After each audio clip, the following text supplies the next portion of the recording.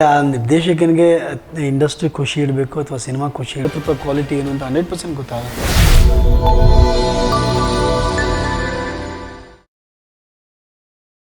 Marketing right ಟೈಮಲ್ಲಿ ಮಾಡಿದ್ರೆ ತುಂಬ ದುಡ್ಡು ಖರ್ಚಾಗೋದಿಲ್ಲ. ಯಾಕಂದರೆ ಇವತ್ತು ಡಿಜಿಟಲ್ ಯುಗ ಇದೆ ಸರ್. ಯೂಟ್ಯೂಬರ್ಸ್ ಇದ್ದಾರೆ, ಟ್ರಾಲರ್ಸ್ ಇದ್ದಾರೆ, ಅಥವಾ ನಿನ್ನ ಫ್ರೆಂಡ್ ಸರ್ಕಲ್ ಒಂದು 100 ಜನ ಆದರೂ ಇರ್ತೀವಿ ನಾವು. ಆ 100 ಜನಕ್ಕೆ ನಾವು ಕೈ ಕಾಲು ಹಿಡಿದ್ರು ಯಾವುದೇ ತಪ್ಪಿಲ್ಲ. ಅವರಿಂದ ಪೋಸ್ಟ್ ಮಾಡಿಸಿ, ರೀಚ್ ಮಾಡಿಸಿ, ನಿಮ್ಮ ಸಿನಿಮಾ ಗೆಲ್ಲಿಸ್ಕೊಳ್ಳೋ ಜವಾಬ್ದಾರಿ ಆ ನಿರ್ದೇಶಕಂದಾಗಿರುತ್ತೆ. ನಿರ್ಮಾಪಕ ಖಂಡಿತ ನಿಮಗೆ ಬ್ಯಾಕ್ ಬೋನ್ ಆಗಿರ್ತಾರೆ. ನಿರ್ಮಾಪಕ ಮತ್ತು ನಿರ್ದೇಶಕ ಒಂದುಗೂಡಿದ್ರೆ ಏನು ಬೇಕಾದರೂ ಮಾಡ್ಬೋದು. ಸರ್, ಎಷ್ಟು ಖುಷಿಯಾಗಿ ಇಂಡಸ್ಟ್ರಿ ನಿಮ್ಮನ್ನು ಇಟ್ಟಿದೆ, ನೀವು ಇಂಡಸ್ಟ್ರಿ ಇಟ್ಟಿದ್ದೀರ. ಇಂಡಸ್ಟ್ರಿ ನೀವು ಎಷ್ಟು ಖುಷಿಯಾಗಿದ್ದೀರಾ ಅಥವಾ ಇಂಡಸ್ಟ್ರಿ ನಿಮ್ಮನ್ನು ಎಷ್ಟು ಖುಷಿಯಾಗಿ ನೋಡ್ಕೊಳ್ತಾ ಇದೆ? ಸರ್, ಇಂಡಸ್ಟ್ರಿ ನನ್ನನ್ನು ತುಂಬ ಖುಷಿಯಾಗಿಟ್ಟಿದೆ. ನಾನು ಇಂಡಸ್ಟ್ರಿನ ತುಂಬ ಖುಷಿಯಾಗಿಡೋಕ್ಕೆ ಪ್ರಯತ್ನ ಪಡ್ತಿದ್ದೀನಿ. ಅಂದರೆ ಖುಷಿ ಅಂದರೆ ನಂಗೆ ಅರ್ಥ ಆಯಿತು ಸರ್. ಖಂಡಿತ ಫಿನಾನ್ಷಿಯಲಿ ಸಿನಿಮಾ ನಿರ್ದೇಶಕರಿಗೆ ಅಷ್ಟೊಂದು ಕೈ ಹಿಡಿಯೋ ಸ್ವಲ್ಪ ಕಷ್ಟನೇ. ಅಂದರೆ ಆ ನಿರ್ದೇಶಕನಿಗೆ ಇಂಡಸ್ಟ್ರಿ ಖುಷಿ ಇಡಬೇಕು ಅಥವಾ ಸಿನಿಮಾ ಖುಷಿ ಇಡಬೇಕು ಅಂದರೆ ಆ ನಿರ್ದೇಶಕ ಗೆಲ್ಲಬೇಕು. ಅಂದರೆ ಒಂದು ಸಿನಿಮಾ ಗೆದ್ದಾಗ ಮಾತ್ರ 2ನೇ ಸಿನಿಮಾ 3ನೇ ಸಿನಿಮಾ ಅಂತ ಆತನ ಜರ್ನಿ ಕಂಟಿನ್ಯೂ ಆಗ್ತಾ ಹೋಗುತ್ತೆ. ಸೊ ಅಂಟಿಲ್ ಅನ್ಲೆಸ್ ಅವನು ಗೆಲ್ಲೋವರೆಗೂ ಫಿನಾನ್ಷಿಯಲಿ ಕಷ್ಟದಲ್ಲೇ ಇರ್ತಾನೆ. ಇದು ಬಹುತೇಕ ಎಲ್ಲ ನಿರ್ದೇಶಕರುಗಳ ಸಮಸ್ಯೆ ಇದೆ. ಸರ್, ಈಗ ಫಿನಾನ್ಷಿಯಲ್ ಅಂತ ಬಂದಾಗ ಹೌದು, ಒಂದು ಡೈರೆಕ್ಟರ್ 1 ವರ್ಷ ಒಂದು ಮೂವಿಗೆ ಟೈಮ್ ಕೊಡ್ಬೇಕಾಗುತ್ತೆ. ಅವ್ರ ರೆಮ್ಯುನರೇಷನ್ ಫಸ್ಟ್ ಟೈಮ್ ಮಾತಾಡ್ಕೊಂಡಿರ್ತಾರೆ. ಇನ್ ಸ್ವಲ್ಪ ಜನ ಏನೋ ಮಾತಾಡಿದಾಗ ಮೂವಿ ಆದ್ರೆ ಸಾಕು ಅಂತ ಹೇಳ್ತಾರೆ. ಇನ್ ಸ್ವಲ್ಪ ಜನ ಮೂವಿ ಶುರು ಮಾಡೋಣ ಆಮೇಲೆ ಕೇಳೋಣ ಅಂತ ಇರ್ತಾರೆ. ಯಾವ್ದು ಸರಿ ಯಾವ್ದು ತಪ್ಪು ಸರ್? ಇದು ಸರಿ ತಪ್ಪು ಅನ್ನೋ ಪ್ರಶ್ನೆಗಳೇ ಬರೋದಿಲ್ಲ. ಒಬ್ಬ ಪ್ರೊಡ್ಯೂಸರ್ ಅವನ ತಲೆಯಲ್ಲಿ ಫಸ್ಟೇ ಹೇಳೋದೇ ಬೆಟ್ರು. ಯಾಕಂದ್ರೆ ನನಗೆ ಇಷ್ಟು ರೆಮ್ಯುನರೇಷನ್ ಬೇಕು. ಎಕ್ಸಾಕ್ಟ್ಲಿ ನನ್ನ ತುಂಬ ಸ್ನೇಹಿತರು ಅಂದರೆ ಫ್ರೆಂಡ್ಸ್ಗಳು ಈಗಾಗಲೇ ಡೈರೆಕ್ಟರ್ಸ್ ಆಗಿದ್ದಾರೆ. ಯಾವುದೇ ₹1 ಸಂಭಾವನೆ ಇಲ್ಲದೆ ಸಿನಿಮಾ ಕೂಡ ಮುಗಿಸ್ಕೊಟ್ಟಿದ್ದಾರೆ. ಇನ್ನೇನು ಸಿನಿಮಾ ರಿಲೀಸ್ಗೂ ರೆಡಿ ಇದೆ. ನಾನು ಸಿನಿಮಾ ಮಾಡಿದ್ದೀನಿ, ನನ್ನ ಪ್ರೊಡ್ಯೂಸರ್ ನಂಗೆ ಸಂಭಾವನೆ ಕೊಟ್ಟಿದ್ದಾರೆ. So it depends on individuals. ಈಗ ನನಗೆ ಒಬ್ಬರು ಡೈರೆಕ್ಟರು ಒಬ್ಬರಲ್ಲ 2-3 ಜನ ಡೈರೆಕ್ಟರ್ಸ್ ಗೊತ್ತಿರೋರಿದ್ದಾರೆ. ಇವತ್ತು ಅವರು ಸ್ಟ್ರಗ್ಲಿಂಗ್ ಅಂತಾರೆ. ಇವತ್ತು ಬೆಳಗ್ಗೆ ಎದ್ದು ₹100 ₹200 ವಸೂಲಿ ಅಂದ್ರೆ ಒದ್ದಾಡ್ತಿದ್ದಾರೆ. ₹100 200 ಅಲ್ಲಿಂದ ಇಲ್ಲಿ ಇಲ್ಲಿಂದ ಅಲ್ಲಿ ಅಂತೇಳಿ ಒಂದು ಹೋಗೋದಕ್ಕೂ ಪೆಟ್ರೋಲ್ಗೆ ಇರಲ್ಲ. Still I didn't understand. ಅಷ್ಟು ಕ್ವಾಲಿಫಿಕೇಶನ್ ಇದ್ದು, ಅಷ್ಟು ಕ್ವಾಲಿಫೈಡ್ ಆಗಿದ್ದು, when you are not getting few things from there, ನಿಮ್ಮ ಮನೇಲಿ ಬಯಸ್ಕೊಂಡು ಎಲ್ಲ ಮಾಡಿಕೊಂಡು, why this industry still why are struggling? Why don't you keep an alternative work? ಯಾಕೆ ನೀವು ಆಲ್ಟರ್ನೇಟ್ ಜಾಬ್ ಇಟ್ಕೊಂಡು? ಹೌದು, ಪ್ಯಾಷನ್ ಎಲ್ಲರೂ, ನನಗೂ ಒಂದು ಪ್ಯಾಷನ್, ನನಗೆ ಮಾಡಬೇಕು ಅನ್ನೋದು. ನಾನು I took some time to consider the own things. ನನ್ನ ಪ್ಯಾಷನ್ ಇಲ್ಲ ಅಂತಲ್ಲ, ನನ್ನ ಪ್ಯಾಷನ್ ಬರೋಕ್ಕಿಂತ ಮುಂಚೆ ಬೇರೆಯವ್ರಿಗೆ ನಿಂತ್ಕೊಂಡು ಬೆಳೆಯೋ ಬದಲು ನಾನೇ ಕೆಲಸ ಮಾಡಿ ಬೆಳೆದು ಮೇಲೆ ಬಂದು ನನ್ನ ಪ್ಯಾಷನ್ ನಾನು ಇದು ಮಾಡ್ತಾ ಇದ್ದೀನಿ. ಬಟ್ ಈ ಟೈಮಲ್ಲಿ ಅದು ಕರೆಕ್ಟ್ ಆದ. ಆ್ಯಕ್ಚುಲಿ ಐ ಫೀಲ್ ರಿಯಲಿ ಬೇರೆ ಹತ್ರ ಹೋಗಿ ತಲೆ ಬಗ್ಗೆ ಇದು ಮಾಡೋದು, ಹೌದು ಡೈರೆಕ್ಷನ್ ಮಾಡೋದು ನನ್ನ ಪ್ಯಾಷನ್. ಹಾಗಾದ್ರೆ ಈ ಥರ ಸ್ಟ್ರಗಲ್ ಮಾಡಿಕೊಂಡು ಇಡೀ ಫ್ಯಾಮಿಲಿನ ಉಪವಾಸ ಇಟ್ಟು ಆ ಪ್ಯಾಷನ್ ಬೇಕಾ? Right question sir.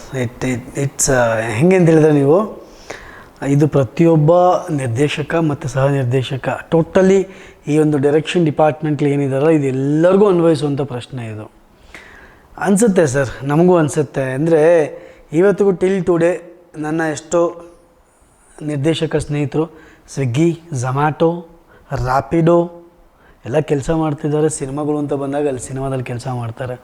ಯಾಕೆ ವರ್ಷ ಪೂರ್ತಿ ನಮಗೆ ಕೆಲಸ ಇರೋದಿಲ್ಲ ಸರ್.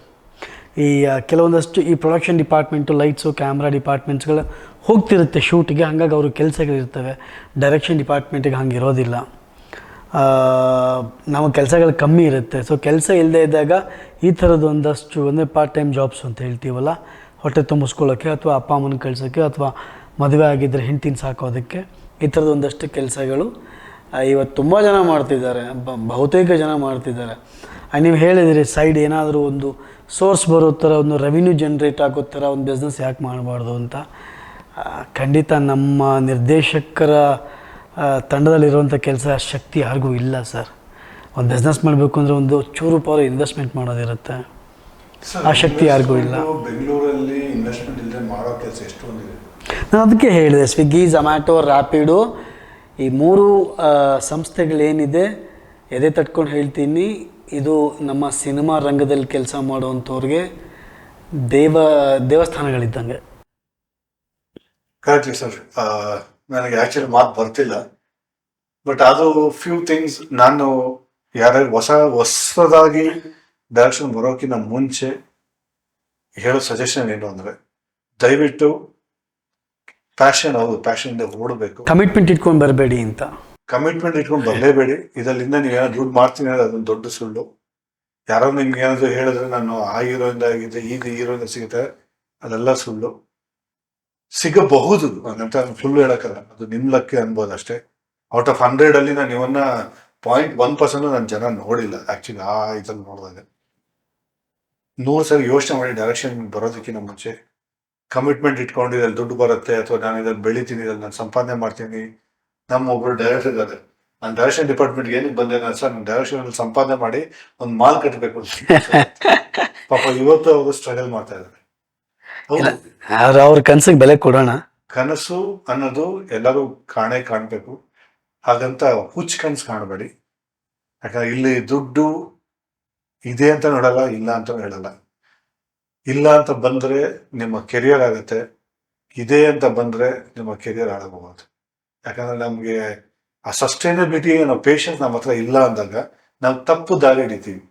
ಫಾರ್ ಎಕ್ಸಾಂಪಲ್, ಇದು ನೀವು ಒಪ್ಕೊಳ್ತೀರ ಅನ್ಸುತ್ತೆ, 100 ರೂಪಾಯಿ ಆಗೋ ಜಾಗದಲ್ಲಿ 5 ರೂಪಾಯಿ ಬಿಲ್ ಮಾಡೋದು, ಪ್ರೊಡ್ಯೂಸರ್ ಹತ್ರ ಇಸ್ಕೊಳ್ಳೋದು, ಏನೋ ಒಂದು ಅಲ್ಲಿ ಕಮಿಷನ್ ಮಾಡೋದು, ಇಲ್ಲಿ ಕಮಿಷನ್ ಮಾಡೋದು, ಬ್ರೋಕರೇಜ್ ತರ ಮಾಡಕ್ ಹೋಗ್ತೀರಾ. ಹಾಗಂತ ಪ್ರೊಡ್ಯೂಸರ್ ಗೊತ್ತಾಗಲ್ಲ ಅಂತಲ್ಲ, ಅಥವಾ ಆ ಮೂವಿ ಫೈನಲ್ ಔಟ್ಪುಟ್ ಬಂದಾಗ ತೋರಿಸಿದಾಗ ಔಟ್ಪುಟ್ ಗೊತ್ತಾಗಲ್ಲ ಅಂತ ಇಟ್ಕೊಂಬೇಡಿ. ಪ್ರತಿಯೊಬ್ಬರಿಗೂ ಇದಕ್ಕೆ ಇಷ್ಟೇ ಬೆಲೆ ಅಂತ ಇವತ್ತಿನ ಮಾರ್ಕೆಟ್ ಅಲ್ಲಿ ಗೊತ್ತು. ಇದಕ್ಕೆ ನೀವೇನು ಹೇಳ್ತೀರಾ ಸರ್? ಖಂಡಿತ ಸರ್, ಅದಕ್ಕೆ ನಾನೊಂದು 2-3 ಎಕ್ಸಾಂಪಲ್ ಕೊಟ್ಟು ಹೇಳ್ಬೋದು. ನಾನು ಆ ಪ್ರೊಡ್ಯೂಸರ್ ಹೆಸರು, ಸಿನಿಮಾ ಹೆಸರು ಕೂಡ ನಾನು ಇವತ್ತಿಗೂ ಒಂದು ಸ್ಪಾಟ್ ನಾನು ಹೇಳಬಲ್ಲೆ. ಮುಂದೆ ಆ ನಿರ್ಮಾಪಕರಿಗೆ ಅಥವಾ ನಿರ್ದೇಶಕರಿಗೆ ತೊಂದರೆಗಳಾಗೋದು ಬೇಡ ಅಂತ ಹೇಳ್ತಿದ್ದೀನಿ. ಇದು ತುಂಬ ಕಡೆ ಆಗಿದೆ. ಇದರಲ್ಲಿ ಒಂದಷ್ಟು ಪ್ರೊಡಕ್ಷನ್ ಮ್ಯಾನೇಜರ್ಗಳು ಕೂಡ ಇನ್ವಾಲ್ವ್ ಇರ್ತಾರೆ. ಎಷ್ಟೋ ಜನ ಪ್ರೊಡಕ್ಷನ್ ಮ್ಯಾನೇಜರ್ಸ್ಗಳು ನಿರ್ಮಾಪಕರಾಗಿದ್ದಾರೆ, ಆಗಲಿ ಖುಷಿ ಇದೆ. ಅವರ ಸ್ವಂತ ಶ್ರಮದಿಂದ ಅವರಾದ ಖಂಡಿತ ಖುಷಿ ಇದೆ. ಆದರೆ ನಿರ್ಮಾಪಕನಿಗೆ ಮೋಸ ಮಾಡಿ ಅಥವಾ ನಿರ್ದೇಶಕನಿಗೆ ಸುಳ್ಳು ಹೇಳಿ ಇದು ತುಂಬ ವಿಷಯಗಳು ನಡೆದಿದೆ. ಹಾಗಾಗಿ ನೀವು ಹೇಳ್ದಂಗೆ ಖಂಡಿತ ಗೊತ್ತಾಗುತ್ತೆ. ನೀವು 100 ರೂಪಾಯಿ ಸಿನಿಮಾ ಮಾಡುವಂಥ ನಿರ್ಮಾಪಕ ಕೊಟ್ಟಾಗ 50 ರೂಪಾಯಿ ಸಿನಿಮಾ ಮಾಡಿ 50 ರೂಪಾಯಿ ಬೇರೆ ಯೂಸ್ ಮಾಡಿದಾಗ 50 ರೂಪಾಯಿ ಕ್ವಾಲಿಟಿ ಏನು ಅಂತ 100% ಗೊತ್ತಾಗುತ್ತೆ. ಇಲ್ಲಿ ಯಾರೂ ದಡ್ರಲ್ಲ. ಬಟ್ ಆ ನಿರ್ಮಾಪಕ ನಿಮ್ಮನ್ನು ಕೇಳಲ್ಲ ಅಂದರೆ ನಿಮ್ಮನ್ನು ಆತ ಗೌರವಿಸ್ತಾನೆ ಅಂತ. ಅವ ನಿರ್ದೇಶಕನ ಕಲೆ ಇರುತ್ತಲ್ಲ, ನಿಮ್ಮಲ್ಲಿ ಗೌರವಿಸ್ತಾನೆ. ನಿಮ್ಮ ಶ್ರಮನ ಅವನು ಅರ್ಥ ಮಾಡ್ಕೊಂಡಿದ್ದಾನೆ. ಇರಲಿ ಬಿಡು ಪಾಪ, ಏನೋ ಕಷ್ಟದಲ್ಲಿದ್ದಾನೆ, ಅವ್ರ ತಾಯಿಗೋ, ತಂಗಿಗೋ, ಅಣ್ಣನಿಗೋ, ತಮ್ಮನಿಗೋ, ತಂದೆಗೋ ಅವ್ರಿಗೆ ಕಳಿಸಿರ್ಬೋದು, ಪಾಪ ಒಂದೇನೋ ಸಮಸ್ಯೆ ಇರ್ಬೋದು ಅಂತ. ಅವರ ಒಳ್ಳೆತನನ ನಾವು ದುರುಪಯೋಗ ಪಡಿಸ್ಕೊಳ್ದೆ ಸಿನಿಮಾ ಮಾಡಿ ಗೆಲ್ಲೋಣ.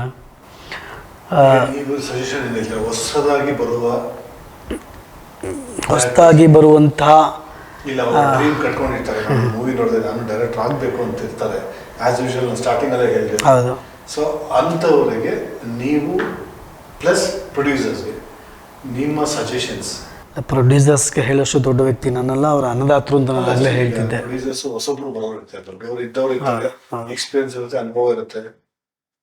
ಸ್ಟಾರ್ಟಿಂಗ್ ಅಲ್ಲಿ ಹೇಳಿದ್ರೆ ಯಾರೋ ಒಬ್ರು ಒಂದು ಶಾರ್ಟ್ ಫಿಲ್ಮ್ ಅಲ್ಲಿ ಏನೋ ಒಂದು ಫಿಲ್ಮ್ ಮಾಡಿದ್ದಾರೆ, ನನ್ನ ಅವ್ರ ಊರಲ್ಲಿರೋ ಯಾರೋ ಒಬ್ರು ಪಂಚಾಯತ್ ಪೊಲಿಟಿಷಿಯನ್ಸ್ ಇರೋ ಯಾರೋ ಒಬ್ರನ್ನ ಕರ್ಕೊಂಡ್ಬಂದು ದುಡ್ಡು ಇದೆಯೋ ಬಿಸ್ನೆಸ್ ಇದೆಯೋ ಒಬ್ಬರ ಒಂದು ಈ ಟೈಮಲ್ಲಿ ನಾನೊಬ್ಬರನ್ನ ಜ್ಞಾಪನ ಮಾಡ್ಕೊಳ್ತೀನಿ.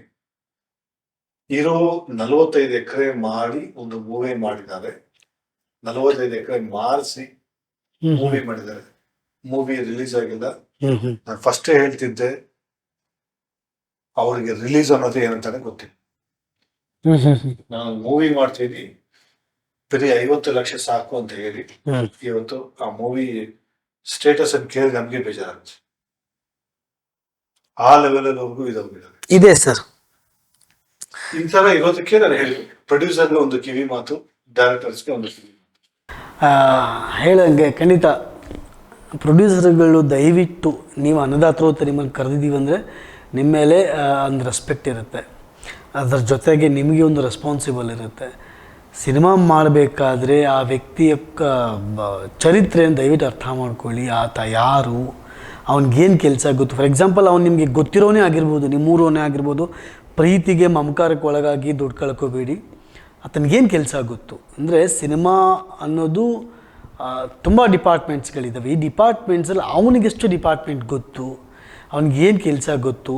ಆ್ಯಂಡ್ ಸಿನಿಮಾ ಮಾಡಿದ ಮೇಲೆ ಅವನಿಗೆ ಮಾರ್ಕೆಟಿಂಗ್ ಮಾಡೋಕ್ಕೆ ಗೊತ್ತಾ, ರಿಲೀಸ್ ಮಾಡೋಕ್ಕೆ ಗೊತ್ತಾ, ಬಿಸ್ನೆಸ್ ಮಾಡೋಕ್ಕೆ ಗೊತ್ತಾ, ಇದೆಲ್ಲ ಗೊತ್ತಿರಬೇಕಾಗತ್ತೆ. ನಾನು ಎಷ್ಟೋ ಜನ ಹತ್ರ ಕೇಳಿದ್ದೀನಿ, ಇದು ಮಾರ್ಕೆಟಿಂಗ್ ಕೆಲಸ ಆಗಿರುತ್ತೆ, ನನ್ನ ಕೆಲಸ ಅಲ್ಲ ಅಂತ. ಖಂಡಿತ A good director is a good sales man. ಖಂಡಿತ. ಯಾಕಂದರೆ ನಿರ್ಮಾಪಕರು ಹೊಸಬರಾಗಿರ್ತಾರೆ, ಅವ್ರಿಗೆ ಗೊತ್ತಿರೋದಿಲ್ಲ ಬಿಸ್ನೆಸ್ಗಳು. ಆ ನಿರ್ದೇಶಕ ಸಿನಿಮಾನ ಮಾರಿಸಿ ಕೊಡಬೇಕಾಗತ್ತೆ. ಆವಾಗ ಮಾತ್ರ ನಿರ್ಮಾಪಕ ನಿಮ್ಗೆ ಇನ್ನೊಂದು ಸಿನಿಮಾ ಮಾಡ್ಬೋದು, ಅಥವಾ ಇನ್ನೊಬ್ಬ ಹೊಸ ನಿರ್ದೇಶಕನ ಮೇಲೆ ದುಡ್ಡು ಹಾಕ್ಬೋದು. ಸೊ ಹೊಸ ನಿರ್ಮಾಪಕರೇ ದಯವಿಟ್ಟು ನಿರ್ದೇಶಕರಲ್ಲಿರೋ ಟ್ಯಾಲೆಂಟನ್ನು ಕೇಳಿ, ನೋಡಿ, ಪರೀಕ್ಷೆ ಮಾಡಿ. ಏನೂ ತಪ್ಪಿಲ್ಲ. ನೀವು ಅಷ್ಟು ಮಾಡಿದಾಗೆ ಮಾತ್ರ ನಿಮಗೆ ಒಂದು ಒಳ್ಳೆಯ ಸಿನಿಮಾ ಆಗೋಕ್ಕೆ ಸಾಧ್ಯ, ನಿಮಗೆ ದುಡ್ಡು ಬರೋಕ್ಕೆ ಸಾಧ್ಯ, ನಿಮ್ಮ ಸಂಸ್ಥೆಯಿಂದ ಒಂದು ಒಳ್ಳೆಯ ಸಿನಿಮಾ, ಒಂದು ಒಳ್ಳೆಯ ಕಲಾವಿದರು ಬರೋಕ್ಕೆ ಸಾಧ್ಯ, ನಿಮಗೂ ಆಗ ಹೆಸರು ಸಿಗುತ್ತೆ. ಇದು ನಿರ್ಮಾಪಕರಿಗೆ ಹೇಳುವಂಥ ಮಾತುಗಳು. ಎಕ್ಸಾಕ್ಟ್ಲಿ. ಸಿನಿಮಾಕ್ಕೆ ಬರುವಂಥ ಇದು ನನ್ನ special segment sir. I love my directors, I love my assistant directors, associate directors. So ಹಾಗಾಗಿ ಹೇಳ್ತಿದ್ದೀನಿ, ಆತರ ಪಡಬೇಡಿ. ಮೊದಲನೇದು ಆತರ ಪಡಬೇಡಿ. ನಾನು ತುಂಬ ಅಸಿಸ್ಟೆಂಟ್ ಡೈರೆಕ್ಟರ್ಸ್ಗಳು ನೋಡಿದ್ದೀನಿ. ನಾನು 2004 ಇಂಡಸ್ಟ್ರಿಗೆ ಬಂದಿದ್ದು ಸರ್. ಬಾಯ್ ಫ್ರೆಂಡ್ ಅನ್ನೋ ಒಂದು ಸಿನಿಮಾ. ಆ್ಯಕ್ಚುಲಿ ಡೈರೆಕ್ಟ್ರ್ ಆಗಬೇಕು ಅಂತ ಬಂದವನೇ ಅಲ್ಲ, ಅಥವಾ ಅದ್ರ ಕನಸು ಕಂಡಿಲ್ಲ. ನಾನು ಕಲಾವಿದ ಆಗಬೇಕು ಅಂತ ಬಂದಿದ್ದು. ಡಾಕ್ಟರ್ ರಾಜ್ಕುಮಾರ್ ಅವ್ರನ್ನ ತುಂಬ ಇಷ್ಟಪಡ್ತಿದ್ವಿ, ಈಗಲೂ ಇಷ್ಟಪಡ್ತೀವಿ. ಅನ್ನೋರ ಥರ ನಾವು ಆಗಬೇಕು ಅಂತ ವಿ ಕಾಂಟ್, ಬಟ್ ಸ್ಟಿಲ್ ಅಂದರೆ ಅವ್ರ ಅಭಿನಯನ ತುಂಬ ಇಷ್ಟಪಡ್ತಿದ್ವಿ. ಸೊ ಅವರಿಂದ ನಾವು ಕಲಾವಿದರಾಗಬೇಕು ಅಂತ ಹೋಗ್ತಾ ಏನಾಯಿತು, ಒಂದು ಬಾಯ್ ಫ್ರೆಂಡ್ ಸಿನಿಮಾದಲ್ಲಿ ಒಂದು ಜೂನಿಯರ್ ಆರ್ಟಿಸ್ಟ್ ಕ್ಯಾರೆಕ್ಟರ್ ಮಾಡಿದೆ. 2 ಸೀನ್ ಮಾಡಿಸಿದ್ರು, 2ರಲ್ಲಿ ಒಂದು ಕಟ್ ಮಾಡಿ ಬಿಸಾಕಿದ್ರು, ಒಂದು ಇಟ್ಕೊಂಡ್ರು. ಸುಮ್ಮನೆ ಹಿಂಗೆ ಹೋಗ್ತೀನಿ, ಹಿಂಗೆ ಪಾಸ್ ಆಗ್ತೀನಿ, ಅಲ್ಲಿ ಇದ್ದೀನಿ, ಕಾಣಿಸ್ತೀನಿ, ಓಕೆ ಅಂತ ಹೇಳಿ. ಅದು ಮುಂದೆ ಬರ್ತಾ ಒಂದಷ್ಟು ಸಿನಿಮಾಗಳಿಗೆ ಏನಾಗ್ತಾ ಅವಕಾಶಗಳ ಕೊರತೆ ಇತ್ತು. ಅಷ್ಟೇ ಡೈರೆಕ್ಟರ್ ಮಾಡ್ತೀಯಾ ಅಂತ ಕೇಳೋರು ಶುರು ಆದರು, ಅಥವಾ ಕ್ಲ್ಯಾಬ್ ಬಾಯ್ ಆಗ್ತೀಯಾ ಅಂತ ಎಲ್ಲ ಮಾಡ್ತೀನಿ. ಕ್ಲ್ಯಾಬ್ ಬಾಯ್ ಮಾಡಿದ್ವಿ, ಅಸಿಸ್ಟೆಂಟ್ ಡೈರೆಕ್ಟರ್ ಮಾಡಿದೆ. ಬರ್ತಾ ಒಂದಷ್ಟು ಸಿನಿಮಾಗಳಲ್ಲಿ ಅಸೋಸಿಯೇಟು, ಕೋ ಡೈರೆಕ್ಟರ್, ಒಂದು ತುಳು ಸಿನಿಮಾ ಕೂಡ ಮಾಡಿದೆ. ಸಿನಿಮಾ ತುಂಬ ಅತ್ಯದ್ಭುತವಾಗಿತ್ತು ಕತೆ. ಇನ್ನೇನು ರಿಲೀಸ್ ಆಗಬೇಕಿದೆ. ಅದ್ರ ಜೊತೆಗೆ ಬರ್ತಾ ಸಿನಿಮಾಗಳು ನಾನು ಕಲಿತಾ ಪ್ರೋಸೆಸ್, ಆ ಒಂದು ಕಲಿಕೆ ಪ್ರೋಸೆಸ್ ಇತ್ತು. ನಮಗಾಗ ಪೇಮೆಂಟ್ ಇರಲಿಲ್ಲ, ಸಿನಿಮಾಗಳಿಗೆ ಬಂದಾಗ ಪೇಮೆಂಟ್ ಇರಲಿಲ್ಲ. For example Basaveshwara Nagar shooting ಅಂತ ಹೇಳಿದರೆ, ಆ ಬಸವೇಶ್ವರ ನಗರಕ್ಕೆ ಎಷ್ಟು ಬಸ್ ಫೇರ್ ಇದೆ ಅಷ್ಟು ಕೊಡ್ತಿದ್ರು ಅಷ್ಟೇ. ಸಮ್ಟೈಮ್ಸ್ ನಾನು ರಾಜಾಜಿನಗರ ಎಲ್ಲ ನಡ್ಕೊಂಡು ಹೋಗಿದ್ದೀನಿ. ಕಂಠೀರವ ಸ್ಟುಡಿಯೋಸ್ ಎಲ್ಲ ಸೈಕಲಲ್ಲಿ ಹೋಗಿದ್ದೀನಿ, ನಡ್ಕೊಂಡು ಹೋಗಿದ್ದೀನಿ. ಅಂದರೆ ಇದನ್ನು ನಾನೇನಾದರೂ ಬಂದು ಮನೆಗೆ ಹೇಳಿದ್ರೆ ಯಾರಿಗೆ ಹೇಳ್ತಿದ್ದೀಯಾ ಅನ್ನೋ ಒಂದು ಫೀಲಿಂಗ್ ಇತ್ತು. ನೀನು ಆಯ್ಕೆ ಮಾಡ್ಕೊಂಡಿದ್ದೆ ಇಂಡಸ್ಟ್ರಿನ ಅಂತ. ಸೊ ಈಗ ಬರ್ತಿರೋ ಯಂಗ್ಸ್ಟರ್ಸ್ಗಳಿಗೆ ಅದ್ರ ಯಾವುದೂ ಅರಿವಿಲ್ಲ. ಫಸ್ಟ್ ಕೇಳೋದೆ, ಸರ್ ಪೇಮೆಂಟ್ ಏನಿರುತ್ತೆ, ಆಮೇಲೆ ಸರ್ ಊಟ ತಿಂಡಿ ಬರಗೆ ಸೋನಾ ಖಾನಾ ಎಲ್ಲ ಇರುತ್ತಾ ಅಂತಾರೆ. ಹಂಗೆ ಒಂದು ಕ್ಷಣ ನಾನೇನು ಮಾಡ್ತೀನಿ, ಸೈಲೆಂಟ್ ಆಗ್ತೀನಿ, ಸುಮ್ಮನೆ ಆಗ್ಬಿಡ್ತೀನಿ. ಯಾಕಂದರೆ ಅಂಥವ್ರು ಯಾರೂ ಸರ್ವೈವ್ ಆಗೋಕ್ಕಾಗೋದು ಇಲ್ಲ. ಸಿನಿಮಾದಲ್ಲಿ ದುಡ್ಡಿಲ್ಲ. ಮೊದಲನೇ ನಾನು ಹೇಳ್ತೀನಿ, ನಿಮಗೆ ದುಡ್ಡು ಸಿಗೋದು ಯಾವಾಗ ಅಂದರೆ ನೀವು ಕಲಿತಾಗ, ಸಿನಿಮಾದ ಸಂಪೂರ್ಣ ಕೆಲಸಗಳು ನಿಮಗೆ ಗೊತ್ತಾದಾಗ, ಆಗ ನಿಮಗೊಂದು ಪೇಮೆಂಟ್ ಅಂತ ಶುರು ಆಗುತ್ತೆ. ಅಲ್ಲಿವರೆಗೂ ನಿಮಗೆ ಊಟ ಸಿಗ್ಬೋದು, ಇರೋಕ್ಕೆ ಜಾಗ ಸಿಗ್ಬೋದು. ಈಗಿನ ಕಾಲದಲ್ಲಿ ಆಗ ಅದು ಕೂಡ ಇರಲಿಲ್ಲ. ಸೊ ತಾಳ್ಮೆ ಕಲೀರಿ. ಆಮೇಲೆ ಸಿನಿಮಾದ ಎಲ್ಲ ವಿಭಾಗಗಳನ್ನ ಅರ್ಥ ಮಾಡ್ಕೊಳ್ಳಿ. ಇವತ್ತು ನಾನು ಎದೆ ತಟ್ಟಿ ಹೇಳ್ತೀನಿ, ಎಷ್ಟೋ ಸೆನ್ಸಾರ್ ಆಗಿರೋ ನಿರ್ದೇಶಕರಿಗೆ ಕ್ಯಾಮ್ರಾಗಳಲ್ಲಿ ಎಷ್ಟು ಲೆನ್ಸ್ ಇದೆ ಗೊತ್ತಿಲ್ಲ. ಯಾವ ಶಾರ್ಟ್ಗೆ ಯಾವ ಲೆನ್ಸ್ ಹಾಕ್ಬೇಕು ಗೊತ್ತಿಲ್ಲ. ಒಂದು ಕ್ಯಾಮ್ರಾಮ್ಯಾನ್ ಇದ್ದಾನೆ ಅನ್ನೋ ಧೈರ್ಯದ ಮೇಲೆ ಸಿನಿಮಾ ಮಾಡ್ತಿದ್ದಾರೆ. ಕ್ಯಾಮ್ರಾಮ್ಯಾನ್ ಎಲ್ಲ ಮಾಡಿಬಿಟ್ರೆ ನೀನು ಯಾಕೆ ಬೇಕು ಅನ್ನೋ ಪ್ರಶ್ನೆ ಕೂಡ ಬರುತ್ತೆ. ನಿರ್ದೇಶಕನಿಗೆಲ್ಲ ಗೊತ್ತಿರಬೇಕು ಅಂತ. ಎಷ್ಟೋ ಸೆನ್ಸರ್ ಆಗಿರೋ ಡೈರೆಕ್ಟರ್ಸ್ ಬಗ್ಗೆ ಮಾತಾಡ್ತಿದ್ದೀನಿ ಸರ್ ನಾನು. ಸೊ ಹಾಗಾಗಿ ದಯವಿಟ್ಟು ಈ ಪ್ರಾಸೆಸ್ಗಳನ್ನ ಕಲಿತಾ ಬನ್ನಿ. ಡೈರೆಕ್ಟರ್ ಅಂದು ಯಾರು, ಅವ್ರು ಏನು ಮಾಡಬಹುದು, ಕ್ಯಾಮ್ರಾಗಳಲ್ಲಿ ಎಷ್ಟು ಲೆನ್ಸ್ ಇದ್ದಾವೆ, ಯಾವ ಶಾರ್ಟ್ಗೆ ಯಾವ ಲೆನ್ಸಸ್ಗಳನ್ನ ಯೂಸ್ ಮಾಡ್ಬೋದು, ರೈಟಿಂಗ್ ಅಂದ್ರೇನು, ಸ್ಕ್ರೀನ್ ಪ್ಲೇ ಏನು, ಒಬ್ಬ ಒಳ್ಳೆಯ ನಿರ್ದೇಶಕನಲ್ಲಿ ಒಬ್ಬ ಒಳ್ಳೆಯ ಬರಹಗಾರನ ಇರಲೇಬೇಕು. ಎಷ್ಟೋ ನಿರ್ದೇಶಕರುಗಳನ್ನ ನಾನು ನೋಡಿದ್ದೀನಿ, ಅವ್ರಿಗೆ ಬರೆಯೋಕ್ಕೂ ಬರೋದಿಲ್ಲ. ಕನ್ನಡ ಭಾಷೆಯ ಪ್ರಯೋಗಿಸೋಕ್ಕೆ ಬರೋದಿಲ್ಲ ಅವ್ರಿಗೆ.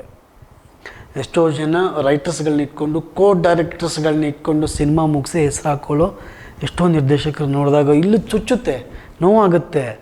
ಕೆಲಸ ಗೊತ್ತಿರೋನಿಗೆ ಪ್ರೊಡ್ಯೂಸರ್ ಇಲ್ಲ, ಕೆಲಸ ಗೊತ್ತಿಲ್ಲದಿರೋರು ಪ್ರೊಡ್ಯೂಸರ್ಸ್ ಇದ್ದಾರೆ, ನೋವಾಗುತ್ತೆ. ಅದೇನು ಅವ್ನು ಜಾದು ಮಾಡಿರ್ತಾನೆ ನನಗೆ ಖಂಡಿತ ಗೊತ್ತಿಲ್ಲ, ಅವ್ನಿಗೆ ಒಳ್ಳೇದಾಗಲಿ. ಬಟ್ ಈ ನಿರ್ಮಾಪಕರು ಕೂಲಂಕುಷವಾಗಿ ಎಲ್ಲ ಪರೀಕ್ಷೆ ಮಾಡಿ ದಯವಿಟ್ಟು ನಿರ್ದೇಶಕರಿಗೆ ಕೆಲಸ ಕೊಡಿ. ಆ ನಿರ್ದೇಶಕರೇ ಎಲ್ಲ ಈಗ ಬರುವಂಥ ನಿರ್ದೇಶಕರು ಎಲ್ಲ ಕೆಲಸಗಳನ್ನ ಕಲಿತು ಬನ್ನಿ. ಕನ್ನಡ ಭಾಷೆಯ ಮೇಲೆ ಸ್ಪಷ್ಟತೆ, ನಿಮ್ಮ ಏನಂತಾರೆ ಪದ ಪುಂಜಗಳು ಹಿಡಿತಾನೆ ಇಲ್ಲ, ಅಕಾರ ಹಕಾರಗಳು ಗೊತ್ತಿಲ್ಲ, ಹಾಲು ಅಂತಾರೆ. ಇದೆಲ್ಲ ತುಂಬ ನೋಡಿ ನನಗೆ ಒಂದೊಂದ್ಸಲ ಕೋಪ ಬರ್ತಿರುತ್ತೆ. ಏನು ಮಾಡೋಕ್ಕಾಗೋದಿಲ್ಲ, ಇದು ಅವ್ರು ಬೆಳ್ಕೊಂಬಂದಿರೋ ಪರಿಸರ ಅಂತಾರೆ, ಗ್ರಾಮೀಣ ಭಾಷೆ ಅಂತಾರೆ. ಸೊ ಹಾಗಾಗಿ ಒಬ್ಬ ಬರಹಗಾರನಿಗೆ ಇದರ ಎಲ್ಲ ಸಂಪೂರ್ಣ ನಾಲೆಡ್ಜ್ ಇಟ್ಕೊಂಡು ಇಂಡಸ್ಟ್ರಿಗೆ ಬನ್ನಿ. ಸಿನಿಮಾ ಮಾಡದೇ ಇದ್ರೂ ತೊಂದರೆ ಇಲ್ಲ, ಅನ್ನ ಹಾಕೋ ಅನ್ನದಾತನಿಗೆ ಮೋಸ ಮಾಡಬೇಡಿ, ಅಷ್ಟೇ ನಾನು ಹೇಳೋದು.